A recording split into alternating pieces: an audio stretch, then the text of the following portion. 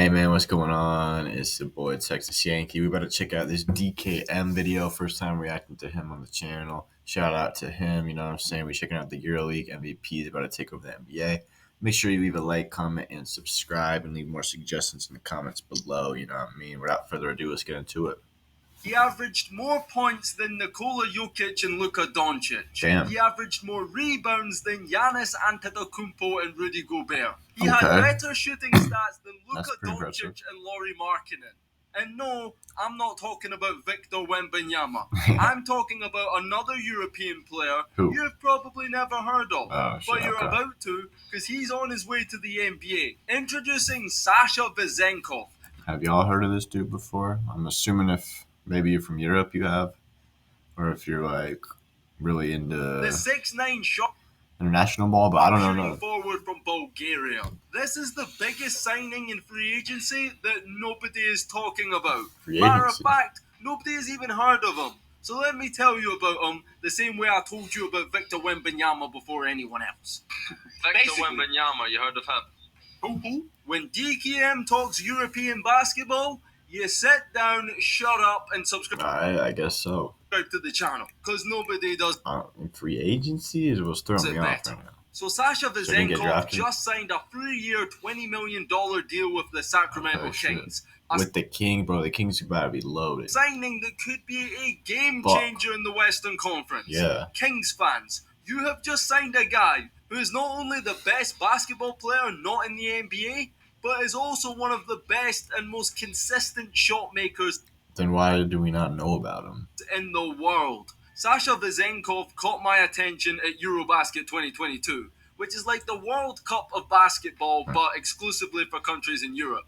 I flew out to Berlin to watch some of the games in person, and I was really impressed with this forward from Bulgaria. He averaged 26.6 points. Damn, okay. Behind only NBA All-Stars Giannis Antetokoumpo and Lauri Markkanen. He also averaged 12.2 rebounds, the most of any player at EuroBasket. That's pretty tough. He wasn't just outperforming some European NBA players. He was outperforming He's a forward, NBA All-Stars and MVPs. Yeah. And by the way, let's not think for 1 second that your Giannis's and Jokic's of the world were playing in second gear. Nah, for Europeans, representing your country in these international tournaments is the biggest honor of all. Yeah, you can I ask can imagine any one of them. Representing your country is probably a lot more important. Guys, Luka, Jokic, Giannis, they'd rather win a FIBA title with their country than a championship in the NBA. Yeah, I don't know about that.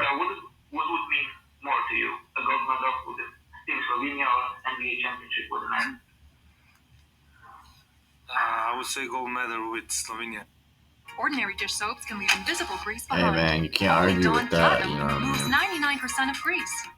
People ask me all the time, Chris, if you could only take one supplement for the rest of your life, which one would it be?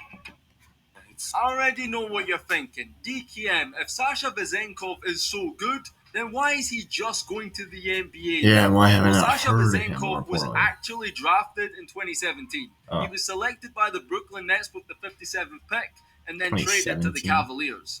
But DKM, he was a second-round pick. How good can he actually be? Yeah, so was Nikola Jokic. And how'd that work out for the rest of the NBA? Don't worry, I'm going to tell you all about Sasha Vezenkov's historic season.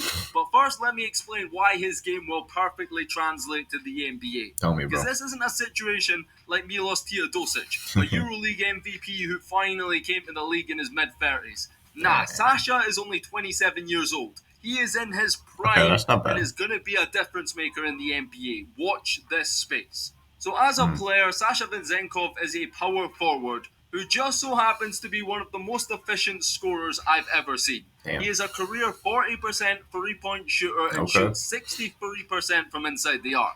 This isn't just a hot streak over a small sample size. These are his shooting splits for his entire career in the EuroLeague. He does this in the best league in the world outside the NBA. Now, I ain't huge on advanced stats, but this guy's PER is off the charts. His true shooting percentage is 65%. That is obscene efficiency. Free throws how you and tell, I would man. even say that scoring is his biggest strength. Yes, he can score the ball, and I believe he can be a knockdown shooter in the NBA. But his biggest strength to me, and one that will translate to the NBA seamlessly, is his movement off the ball. Vezenkov doesn't stop running. He is constantly moving. He's great at getting himself open and is also a great cutter. His basketball IQ is just off the charts. The guy doesn't even dribble. He had a game this past season where he scored 24 points without a single dribble. Only Klay Thompson does that, and newsflash, Klay Thompson ain't 6'9". Sasha's style of play fits perfectly with how the Kings play in Sacramento. Big that can stretch and shoot. The team is obviously built around De'Aaron Fox and Domantas Sabonis. They run a free-flowing motion offense. Pick and pops, dribble handoffs, post-ups, spot-ups. They want to space the floor and clear up space inside for Sabonis and Fox to operate. All of this suits Vezenkov to a T. And in the NBA, he's not going to be the focal point of their offense either, which will result in some of the easiest looks of his career. True. I'm also thinking about the European connection with Sabonis, who loves to operate from the elbow. He is one of the best passing big men in the NBA. He is going to be able to find Vezenkov on those well-timed cuts and handoffs, leading to more easy points. I've not even talked about Fox, one of the most explosive guards in the league. True. He's going to blow by defenders and force them to help in the lane. Next thing you know, he'll be kicking out to Vezenkov for an open three. Last season was not a fluke. The Sacramento Kings are here to stay. They showed that in the series with Golden State. You don't just become the third seed in the Western Conference by accident. Yeah. Nah, this team is good, and they've shown it in the playoffs as well. And when the games slow down in the postseason, that's going to suit Vezenkov even more than in the regular season. I think offensively, he's a game changer. I look at some of the contracts that have been thrown out across the association in free agency, and I'm thinking, 3 years, $20 million for this guy? I can't see why a team like Golden State aren't moving heaven and earth to get this guy on their team. Of course, there's going to be skepticism. There always is when a player comes from Europe. And remember, it's harder to score in the EuroLeague than in the NBA. According to this guy. So you think it's harder to score 30 points in a EuroLeague game than it is in an NBA game? Yeah, 100%. I am a bit concerned about his limitations defensively. Maybe. And some of these athletic NBA wings might cause him a lot of problems. Yeah. I can't lie. However, I think he's going to offer so much offensively that as long as he ain't a cone, like a complete liability on the defensive end of the floor, that's the only thing I can see stopping him from being a huge success in the NBA. So now that we've established the caliber of player we're dealing with and what you can expect to see next season, let's talk about his career and why it's only now, age 28, that he is coming to the NBA.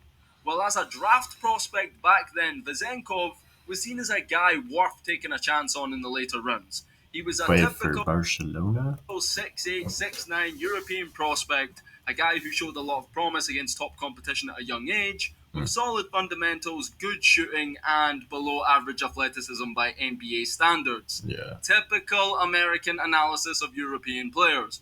I'm trying to think of a time we've heard that before. Doncic at 6'7" will get exposed for all of the inadequacies. That's my takeaway. He doesn't pop athletically. But back in 2017, when he was drafted, he was immediately stashed in Europe. Now, this is a common practice for players drafted out of Europe, especially in the second round. The NBA team acquires their draft rights and allows them to continue to develop in Europe for a few years. Learn English, things like that. And then at a later point, they decide what they want to do with them.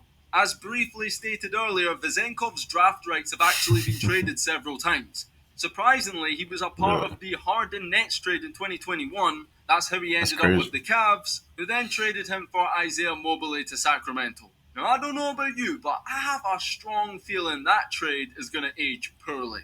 Vezenkov between 2015 and 2018 hopefully, if you're a Kings fan, spent 3 years at Barcelona. Yes, the same Barcelona that Lionel Messi played for, but the basketball team. Over there in Catalonia, he was a promising young player, but it wasn't until he returned to Greece that he started to become what he is today. Vezenkov signed with Olympiakos, one of the biggest clubs in Europe. They are 3-time winners of the EuroLeague, and they are basketball daft. You could argue they have the craziest fans in basketball. This past season, a finals game between Olympiakos and rivals Panathinaikos was actually forfeited because of this. What the fuck? They bombing it? Jesus. That right there is just the norm in European basketball, particularly in Greece. So Jesus don't worry, Christ. he isn't going to be Whoa. fazed by some racist Celtic fans at TD Garden. Nah, Sasha is used to playing in hostile environments. During his first few years at Olympiakos, he was a role player who'd play around 10 minutes a night. He began to break out a little bit in year 3, He's got the but it's really popper been on the him. last 2 seasons that he became a superstar. Vezenkov has had He's a the lefty. Greek Basketball League in a chokehold. Individually, he Damn. swept every award. Regular season MVP, finals MVP, most improved player, scoring leader, rebound leader. Collectively, as a team, tough. Olympiakos did the domestic double 2 years running, winning both the Greek League and Greek Cup in the same season back-to-back years. But the holy grail in Europe is the EuroLeague. Winning titles in your own country is amazing, but to be champions of the entire continent is the biggest dream for every European team. Yeah, that's crazy. Olympiakos last won the EuroLeague in 2011. It isn't a want, it's an obsession for those fans. And Vezenkov was determined to bring the championship home. In 2022, Vezenkov led Olympiakos to the Did they do it? Final Four for the first time in over a decade, where they were matched up against the defending champs, a team led by the best duo in EuroLeague. Shane Larkin, yes, that Shane Larkin, and Vasily Micic, who at the time was MVP of the EuroLeague. The semi-final was decided at the final buzzer, last possession of the game, and with the score tied, Vasily Micic versus Sasha Vezenkov, this is what happened. Would you be interested in collecting 5-figure paychecks for a few hours Come of on, work, man. helping me in your spare? Oh, pull that bitch. Bop. Bop. Bop. The bopper. The bopper. By the way, Vasily Micic just signed with the OKC Thunder. So if you guys want to see a video on that guy who hit that ice-cold game-winning 3 I just showed you, like the Oh, that video was the and other dude, subscribe my to the bad. channel. I'll have it coming in the next few days. For Olympiakos, it was Look a at you. heartbreaking defeat. Vezenkov came up small when it mattered most. He scored just 5 points in the biggest game of that's his career. crazy. It was a disappointing end to what otherwise was an incredible season. The next season, Tough. Sasha came back with a chip on his shoulder, determined to amend his shortcomings. He desperately wanted to win the EuroLeague, and this past year, he elevated his game again. He went from being a top 5 player He got better? to the best player Oh. in Europe, undeniably. He increased his averages from 13.8 to 17.6 points per game. He increased his rebounding from 5.6 to 7 a game. He marginally improved in assists and also managed to improve his already incredible percentages, despite higher volume attempts. Sasha Vezenkov was a man on a mission. In Greece, Olympiakos did the league and cup double again, and after an undefeated 22-0 regular season, they felt unstoppable, dreaming of a historic treble and completing the perfect season. For the second year running, Olympiakos were back in the Final Four of the EuroLeague, and they made light work of Monaco in the semi-final. The French champions, who by the way, just swept Victor's team in France. Sasha was the catalyst behind that win, with 19 points. His performances across the season saw him receive the EuroLeague MVP award. He was the EuroLeague's leading scorer as well, and became only the second player in history to win both of those awards in the same season. Olympiakos were in the EuroLeague final. Vezenkov was just one win away from So they made the final this time. completing one of the greatest individual seasons in EuroLeague history. Standing in their way was Real Madrid, the team with the most titles in EuroLeague history. And if you know anything about the Champions League, you'll know it doesn't matter what sport. Real Madrid are just that team in European competitions. The final was an all-time classic, and in the championship game, Vezenkov stepped up. 29 points. Hey, that's good. Good performance, man. Incredible individual performance. The game went down to the wire. Olympiakos were up 6 points with under a minute to go. And I'll just let you guys watch what happened in the final minute. It's insane.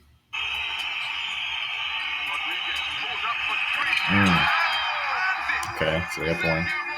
Fellow Yank. Shout out. Ooh, that dude's shooting it high. 3 seconds on the clock.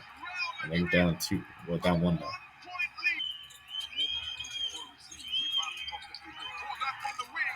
No way. They Olympiakos choke, and you can't even blame Sasha Vezenkov. He did everything he could in this game, but his teammates failed to get him the ball when it mattered. He could have hit the dagger on this play right here, He was and his open. center settled for a bad shot. And on the final play of the game, with the championship on the line, the Didn't best get it to player in him. Europe should Damn. have taken that shot. It was a heartbreaking loss, and Vezenkov was devastated. Not only because they were seconds away from making history, but also because he may never get the chance to win the EuroLeague again. Yeah, for real. Olympiakos were one of the best teams in basketball last season. I seriously think they would have given NBA teams in the lottery a run for their money in a 7-game series. It wasn't just one game. They fell It's crazy. one basket short of winning it all. They deserved to win the EuroLeague. Unfortunately, it didn't happen. And as Vezenkov says himself, that's just basketball. Yeah.